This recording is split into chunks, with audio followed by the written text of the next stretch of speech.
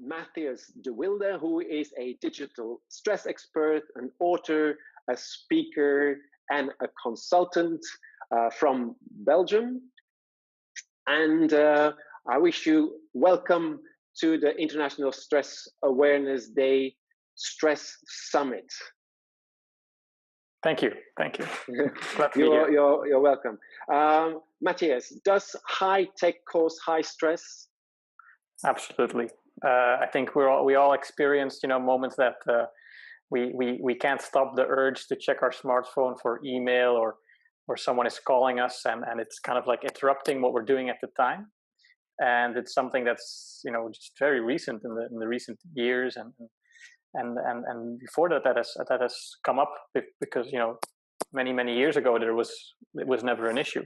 But now because of, our lifestyle, it has a much bigger impact on how we live our lives. So I think absolutely it has a lot of impact on the stress levels. Okay, and do you see, as you were saying, it's a recent thing, but how long has it been? So, when did this start, you think, according to you? Or you're feeling that it really started to change? Well, right now, there's more and more awareness about it. I think for the past 10 years, people have started getting more and more stress from email and such. But it's only the last, maybe 3 to 4 years that you start hearing stuff like digital detox and, lessening on the amount of screens in home and screen time and putting limits on it. That's only just a few years that has come up. And it's good that the awareness is starting to come. But it's only just a few years, I think. It's like it came also so quickly into our lives. As you said, the last 10 years, they have this enormous boom of technology, screens, and what we are able to do with them. Because if you look at the phone, the first mobile phone, I remember that was something you put in your car with a big battery. And then to the mobile phone that you actually could put in your pocket. The iPhone then came in 2007. And look, 2007 to 2018, all the things you can do now with an iPhone or with a smartphone is incredible. And we just hadn't had the time really to get accustomed to it. We'll just devour it. Fast food, come on, more and more and more. But obviously, I think as you also show that we are coming up to a limit of what is good for us. And then you see the future. What do you think? What is the future going to give? Well, I think because of people are becoming more aware of it, I think there will be two ways that we can go. And many people will start adjusting and they will, start spending more time in doing other things. And they come to the realization that, maybe they spend too much time on their phone or checking their emails and stuff like that. But for some others, it will still stay, an issue. And especially when it comes to, new technologies like virtual reality, even, and you can totally get lost in a different world if you want to, for many hours. And so it'll come it'll go more and more into extremes, I think, where some will have a lot of issues and some will find the balance and start to deal with it differently. Yes, I think so too. There's going to be different groups. Some people will auto-regulate themselves, and others will need some help to regulate them, to help them to regulate. And I saw on your website that it's matthiasdewilde.be, and which I'll put on the film. But that you're helping parents to deal with their children who are addicted to gaming, and that in a way without too much arguments and disputes, which I can imagine that parents that are fighting with their children, about their addiction or about the use of technology. But tell me, before we go into that, how did you really come interested into that topic? So I've had an interesting experience with technology, you could say. I spent a large portion of my youth playing computer games. And what started as, just a healthy hobby, it really became an addiction. And for many, many years, many, many hours, I just spent all my free time playing games. Up until even when I was 23, and I finished my studies. But I just sat home, playing World of Warcraft all day for months in a row. And it was then after that at some point I managed to get out. I started finding work, getting some help, and started rebuilding my social life, because that had been like pretty much zero up until then. Getting out, getting in touch with personal development, and starting to work on myself. And then after many years, decided to do something to help the people that I like me struggled with it, because I found that there was not really much being done about it. And so I started counseling mostly guys who struggle with it, and their parents, because it's usually the parents that come to me first.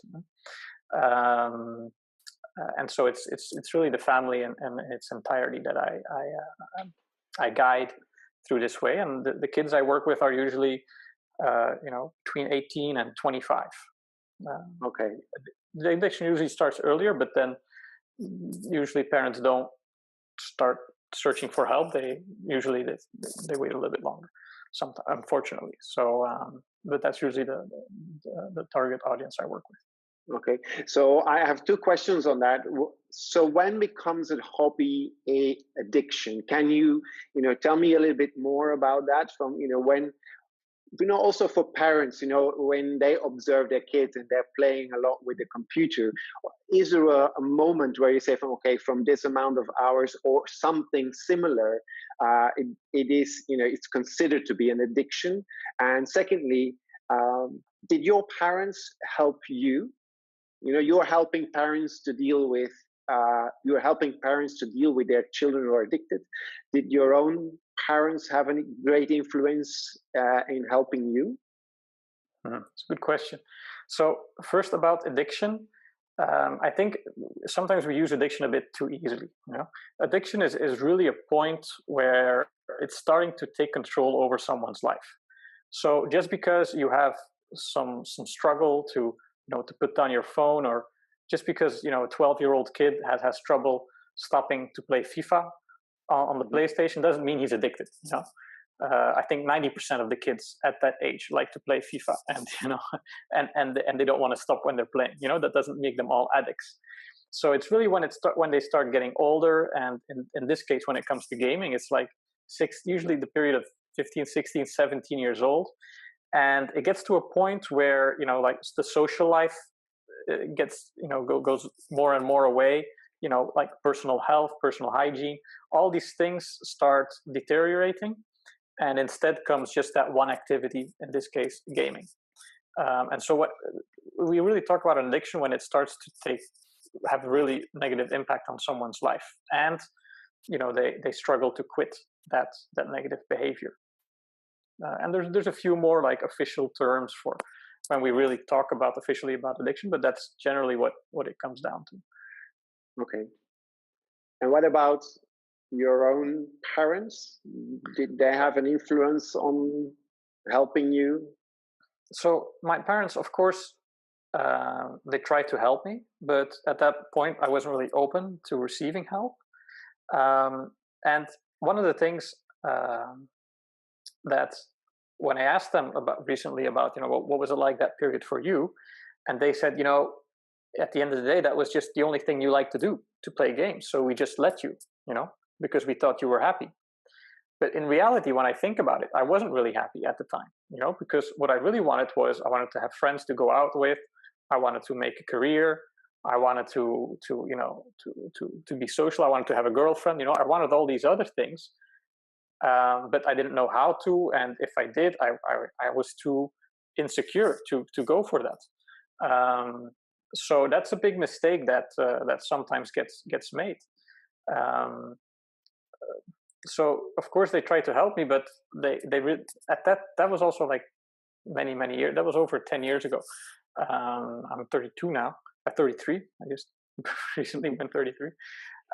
And back then there was also not very much known about gaming addiction. So it was very new. So also for your parents, there was absolutely, I believe, no data, nothing was written about it, and you probably had to, also at that time, internet wasn't really as big as it is now, where you could maybe find some information like that. So it's like a complete terra incognito, and then they're trying to do their best to help you. Or just maybe this is normal. Maybe they thought that. So, so now with that knowledge, and I love it when you said, I recently asked my parents how they saw this. I've also done this recently with my father. From how did you see me when I was younger? And because I really wanted to know, I wrote in my book how I saw him. So I wanted to know how they saw me. But anyway, how does that help you now to help parents deal with their children, especially without that disruptive or the discussion or the fight that can, I believe, what a child doesn't want to see, or a young adult who thinks he has no problem and goes into a rebellion or says, you don't know anything. And I can imagine that children say that, what do you know? Yeah. So how do you deal with that? How do you bring that information from what you've experienced, what your father said, and with recent research? How do you blend those things?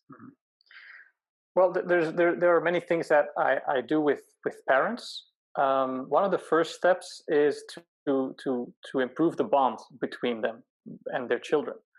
Often one of the things I hear is when I ask to the parents, like, okay, so what does your kid play all the time? And they're like, I don't know, something shooting, And for me, that's an indication like, okay, maybe that's probably the first step. And so it's one of the advices is to play with your kid, or if that doesn't work or somehow whatever, to just sit next to them as they're playing. And of course, they're not going to be happy about it the first time. But if you persist and if you really genuinely show interest in their games instead of breaking it down, instead of saying it's all evil and bad, then the contact can be in a way restored or improved. So that's always the first step. And then once that is good and the connection is better, or even if it's already good right now, kids really need rules or appointments or guidelines and structure. And I think one of the most important things that I see parents just not grasp or not understand is how hard it is for especially the kids I work with, who are usually more introverted, really more in their mind, really thinkers, that are very attracted to games, and like I used to be. For them, it's almost impossible to say no to them, and so it's like telling them to go study in their room, and then at the same time they have a computer and the phone next to them, and then you expect them to study the book in front of them. It's their brains are not. It's almost impossible for them to do this, especially even until like the age of 25. Our brain is constantly changing, and even after that, but especially then, and all these. Even if it's game makers or social media like Facebook, they have all these psychologists that do nothing, behavioral psychologists that do nothing but think about how can we make our program more addictive. Like Facebook, for example, they have like these notifications. Why? And they are red. Why are red? Because if we see something red, we are instantly more attracted to it. And so we see these notifications, we check it more often, and then we become hooked.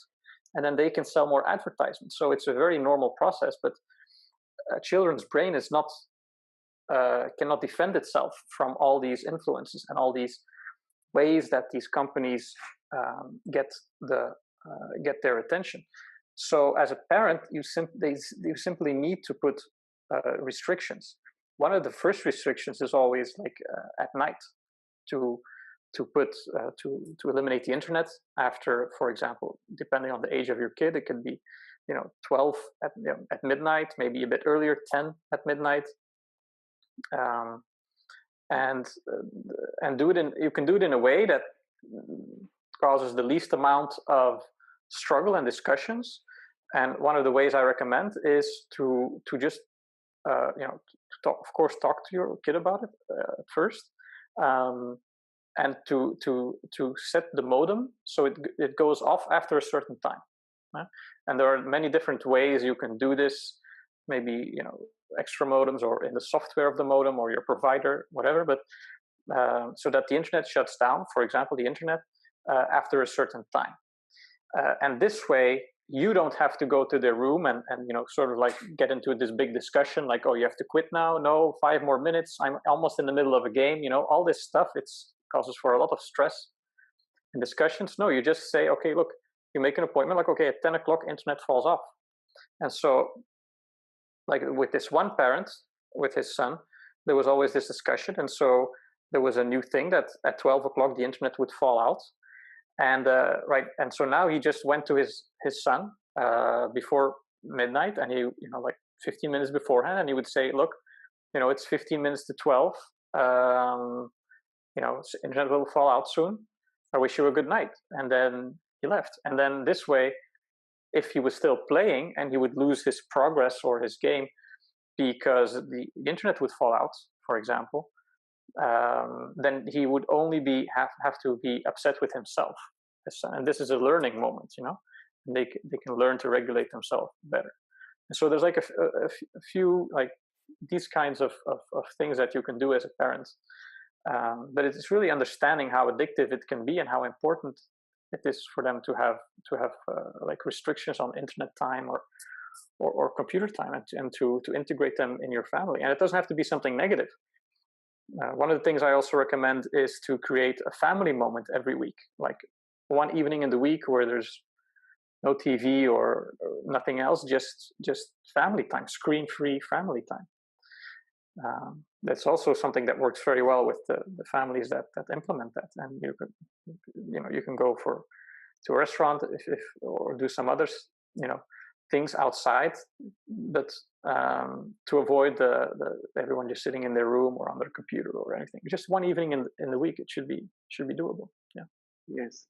Yeah, that's interesting also, because we, as a kid, as you say, the brain is not really fully grown until on average is about 25.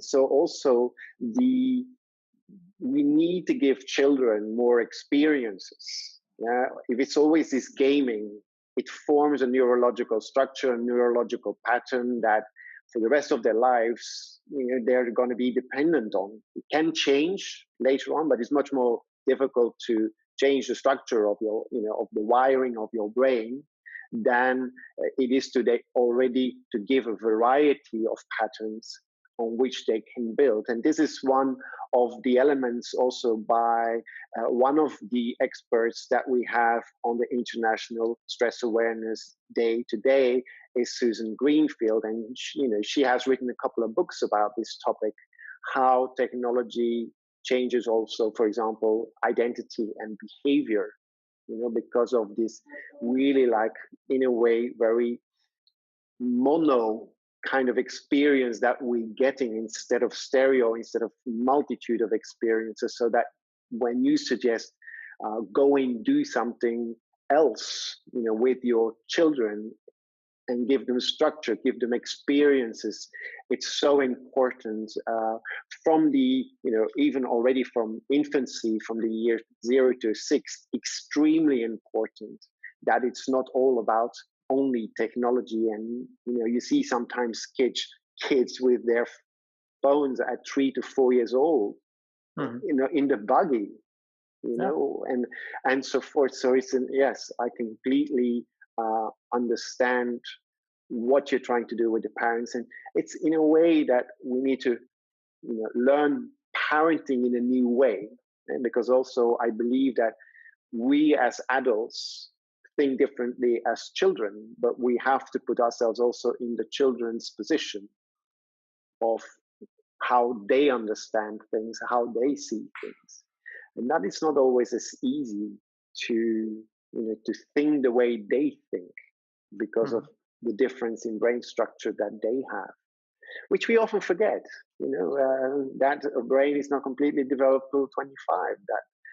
And for me, I say it was 35, but some people are far before and some people are later. So great. So if I can add one thing to that, one story I like to tell in the lectures I give. It's actually research that was done in Disneyland among little children, and they wanted to see these little children, what was the thing they were most attracted to or most interested in during their visit. And you would think, maybe it was the attractions, maybe it was Mickey Mouse, maybe the food or the flowers or the castle, but it was actually the phone of the parents. So the moment the phone came out of their pockets, everything else they would not be interested in everything else in Disneyland. They were just interested in that one thing. And they were really shocked, the researchers, by this. But if you think about it, it makes sense, because imagine you're playing with your little child, and all of a sudden your phone goes off. What are you going to do? Maybe you're going to pick up, maybe not. In many cases, people will pick up, and your child biologically is thinking like, okay, so this person that I love so much and is so important to my survival, they're dependent. They depend on you, and all of a sudden that person is not giving me any attention anymore, but that black thing or white thing in his hand. And so they think that thing is more important to me. That's what's going on in their head. And so from a very young age, they want to swipe with it and play with it and press all the buttons, and because they're so interested in it, not because of what it is, but because of how we react to it and how we deal with it. All right. And it's fine if they experiment with it and play with it and so forth, but there are many things, as you mentioned, there are many things you can't learn just through a screen.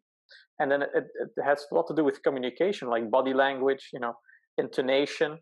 All these things, all these skills are learned like in a sandbox. Sometimes you would see little babies in a sandbox playing, and then all of a sudden, like this one kid takes a toy away from the other kid, and the other starts crying, but the one kid doesn't understand why is he crying.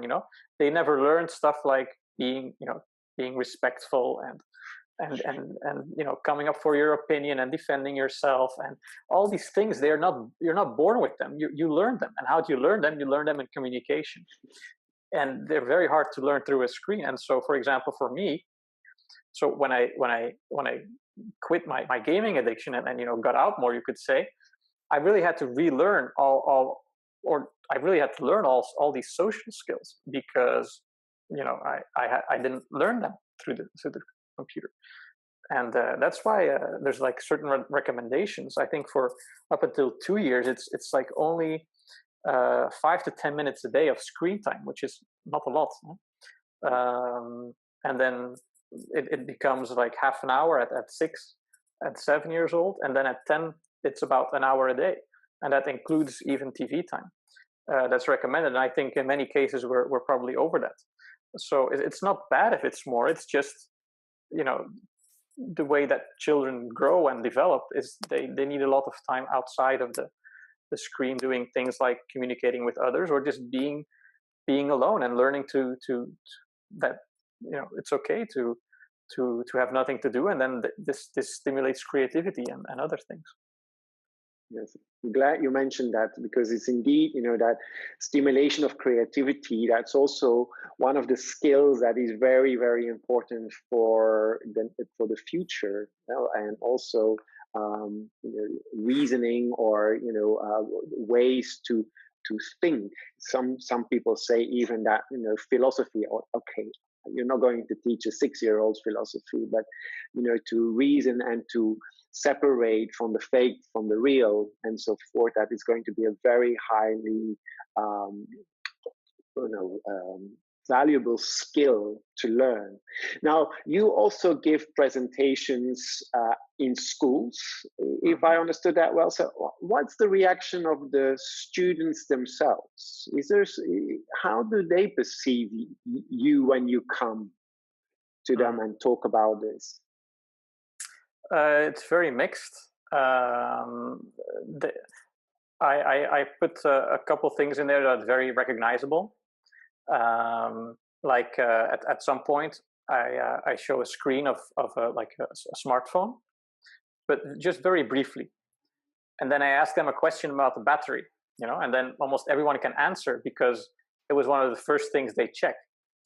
And what's interesting, there's always also been research done to this, especially when it comes to stress, that a group of students was shown a screen, a smartphone screen, and almost instantaneously, the first thing they saw or when their eyes went to was the battery. And the battery was low, and they measured it in their brain. Their stress levels went up, from these students. But they were only looking at a projection of a smartphone. It wasn't even a real smartphone. It wasn't even theirs. And still their stress level went up just because of looking at that screen. And so it was very recognizable for the children also, like the stress they get from all the notifications and updates and all that stuff. And the battery is down, they usually start running to the plug to plug in their phone when the battery is almost dead. So those are like, I think they recognize a lot of the stuff in there.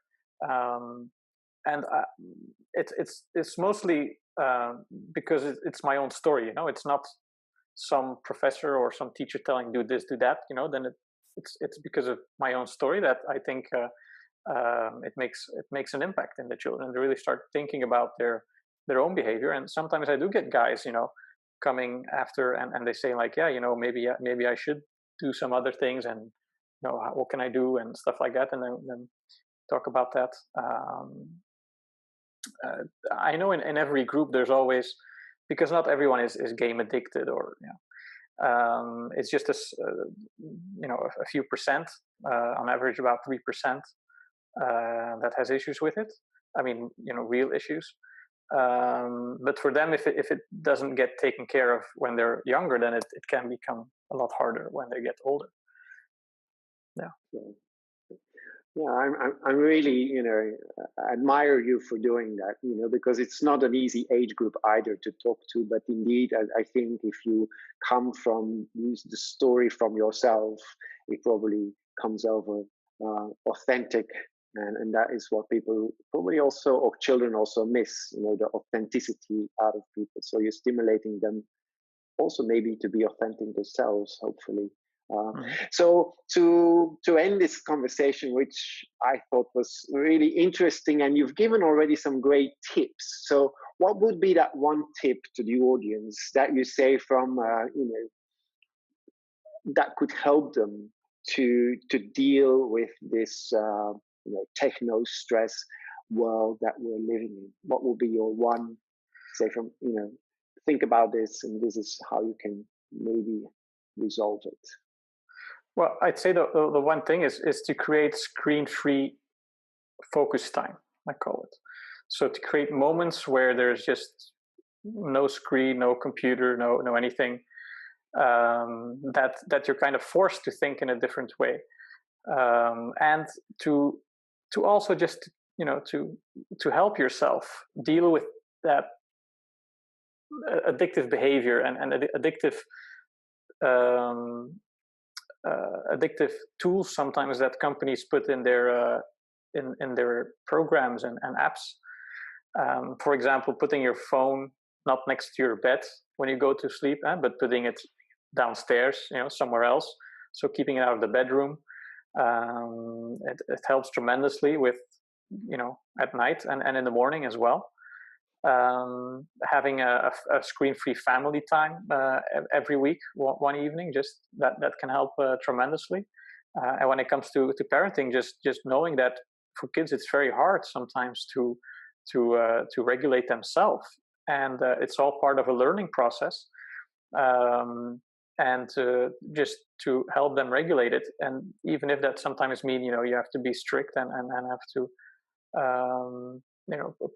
put rules on, I'm 100% certain they will be thankful later, because if there's one thing I would have wished my parents would have done, it would be to be more strict about the way they regulate internet back in the time, because I had a lot of freedom. And actually, when I think about it, maybe it would have been better if they they put more limits on at the time. Yeah.